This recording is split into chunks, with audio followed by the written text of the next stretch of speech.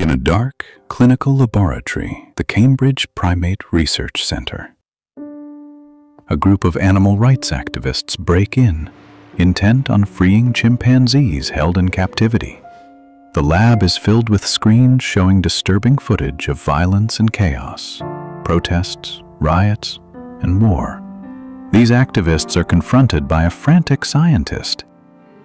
Him desperately says, "You can't release them. They're infected with rage." Ignoring the warning, one of them opens a cage. A chimpanzee lunges, biting her. Instantly, she convulses and attacks the others. The infection spreads within seconds. 28 days later, Jim, a bicycle courier, awakens from a coma. He is disoriented, weak, and alone. The hospital is abandoned. He calls out, but there is only silence. He stumbles through empty corridors, finding signs of sudden evacuation, half-eaten meals, overturned gurneys, bloodstains. Jim wanders through a deserted London. Iconic locations, Westminster Bridge, Piccadilly Circus, are eerily empty. The city is in ruins. He finds newspapers with headlines, "Evacuation ordered, government collapses, rage virus spreads." Jim's confusion grows. He enters a church, hoping for answers. Instead, he finds corpses piled up. Suddenly, infected people, bloodied, shrieking, lunge at him. Jim flees, barely escaping, rescued by two survivors, Selina and Mark. They shelter in a convenience store, barricading themselves against the infected. Selina is cold and direct. She said, "The infection spreads through blood or saliva. It takes seconds. If you get infected, I'll kill you in a heartbeat." She explains the rules of survival. Trust no one. Move fast. Never get attached.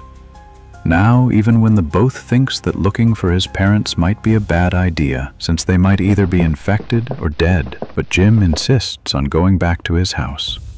The next morning, they leaves. He finds his parents dead in bed, having overdosed to escape the horror. A note reads, "With endless love, we left you sleeping.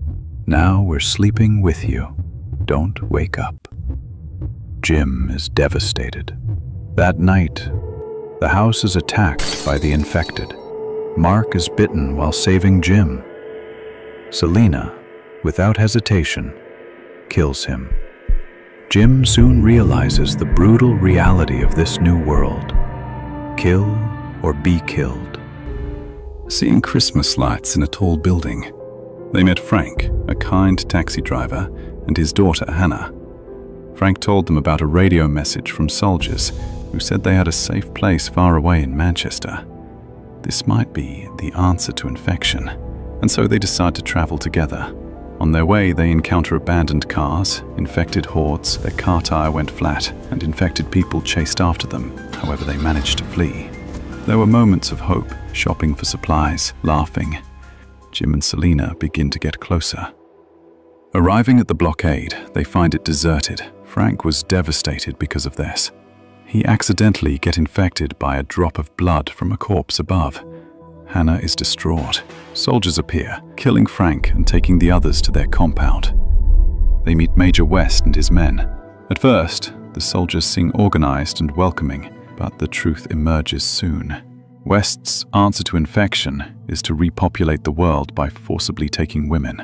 West promised his men women, and that was why they broadcasted a recording for refugees on the radio. Selina and Hannah are their targets now.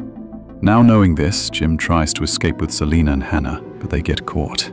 One of his men, Farrell, said no to this whole idea as well, and so both Jim and him were held prisoners for execution. Jim escapes when the soldiers were distracted, killing Sergeant Farrell. Jim jumps through the wires and decides to take them all out using the chaos to his advantage. He sounds the siren. West and his men panics and rush to find Jim. He took them down one after the other. He unleashes the infected soldier inside and watched from the outside as it took care of the soldiers. Jim stabs the soldier before he goes for Selina and Hannah. Soon he finds Selina, who is held hostage by one of the soldiers. Jim attacks him brutally, killing him. At first, Selena didn't understand it was him, but as she came closer, she calmed down. They share a kiss.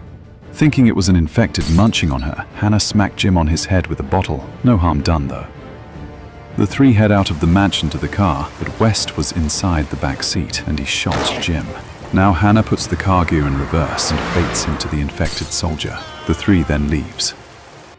28 days later, Jim almost recovered from his injuries. They live in a cottage. Selena sewing. She was making a giant hello sign, which they place on the field, hoping to catch attention from a fighter jet, and it seems like the plan worked.